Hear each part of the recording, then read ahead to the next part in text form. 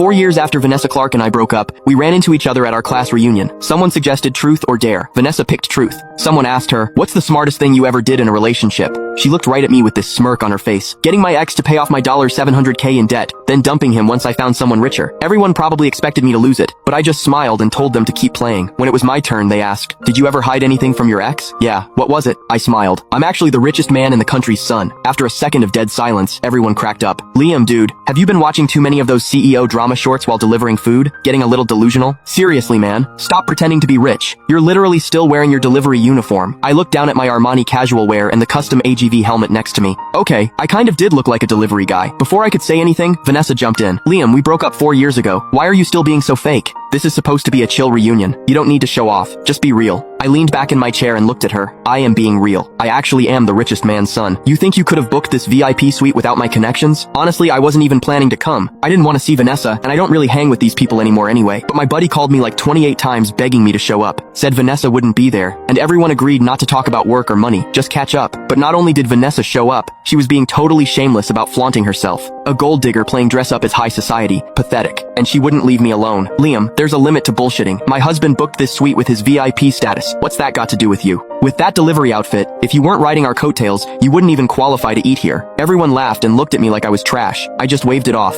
"So I should be thanking you?" Vanessa pointed at the food and wine on the table. "Obviously. Without me, could you afford this food? This wine?" I looked up at her slowly. "Vanessa, you really haven't seen much, have you? This food? My housekeeper wouldn't even eat this stuff." "I definitely wouldn't." That set off another round of laughter. "Liam, please stop. You're a nobody without Vanessa. You couldn't even get past the front door." "Right. If Vanessa hadn't specifically asked for you to be invited, I wouldn't have even bothered calling. Just apologize to Vanessa and maybe you can at least drink some of this good wine." The mockery kept coming, but I didn't care. Everything I said was true. If I wasn't trying to save these losers some face, I would have told them Pine Mountain Banquet was my property. Vanessa walked up to me with a wine glass. "Wanna know why I dumped you? Guys without money need to stop showing off. Drink this wine and I'll forget what just happened." I stood up and looked her in the eye. "Vanessa, I was being polite, but you actually think I'm still that broke, lovesick kid from 4 years ago?" I turned toward the door. "Waiter, bring me the wine list. I'm paying for everyone tonight." A guy in a suit walked in and stood in front of me respectfully. Lucas Miller, the manager of Pine Mountain Banquet. I'd met him once when I arranged the suite. I kept my eyes on Vanessa. "Bring me your secret menu and make everything on it. And 2 bottles of your best wine." Lucas nodded and left. Everyone froze, including Vanessa. Then she burst out laughing.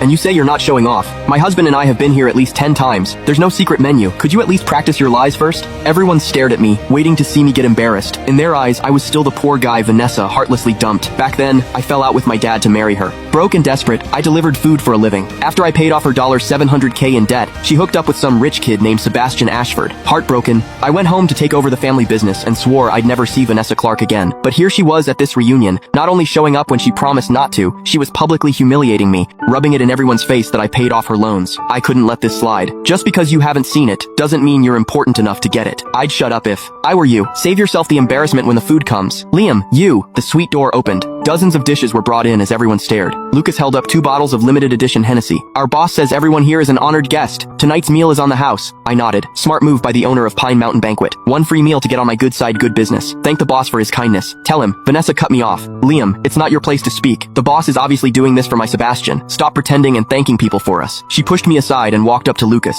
"I thank Mr. Chase on my husband's behalf. When Sebastian finishes his work, we'll definitely visit Mr. Chase together." She downed her glass while Lucas looked confused. He opened his mouth, but I stopped him with a look. I grabbed my jacket. "I've got stuff to do. Enjoy your meal. Oh, and next time you have a reunion like this, don't invite me." I couldn't stay any longer. Vanessa was making me sick, but I was too lazy to expose her. I'd consider this meal my final gift. As I walked past her, she grabbed me. "Liam, aren't you forgetting something?" "What?" "Pay for your meal." I scratched my ear. "Vanessa, is your brain broken? They just said it's free. What am I paying for?" She laughed coldly, her eyes full of contempt. "It's free because my husband has connections. What's that got to do with you? Since I'm treating everyone, I decide who I'm treating." She ripped down the bill from the door. "This meal costs $800K total. 20 people, so $40K each. I'm paying for everyone except you. $40,000, cash or card." Lucas stepped forward. "Miss, tonight's bill." I pulled Lucas back and leaned close to Vanessa. "So you're really gonna do this?" She nodded. "That's right. I was gonna let you enjoy a nice meal for old time's sake, but you had to push it. So I'll teach you a lesson today and show you exactly what you are." I didn't get angry. I laughed. "Sorry, but unlike you, I know exactly what I am. You're the one who doesn't know where you stand." Everyone at the table jumped in. "Liam, you're addicted to pretending. Looking down on Vanessa? If you were so rich, why would she dump a loser like you?" "Right. Vanessa's husband is worth hundreds of millions. Do all your assets combined even match what's after his decimal point? This guy's delusional. If he pays, nobody lend him money." I looked around the room. Everyone's pretty funny, but I don't just look down on Vanessa, I look down on all of you. Because everyone here is trash. I'm not usually social, but I understand basic manners. From the moment I sat down, these so-called classmates hadn't talked about friendship once. Just kissing up to Vanessa. With classmates like this, why should I be nice? My words made everyone turn on me. Even my closest friends stood up angrily, slamming the table. Liam, someone like you doesn't deserve to eat with us. Pay your bill and get out. As the mockery grew louder, Vanessa smiled bigger. She picked up a bottle of limited edition Hennessy and poured 10 full glasses. Liam, I know it's hard for a delivery guy to come up with 40 grand.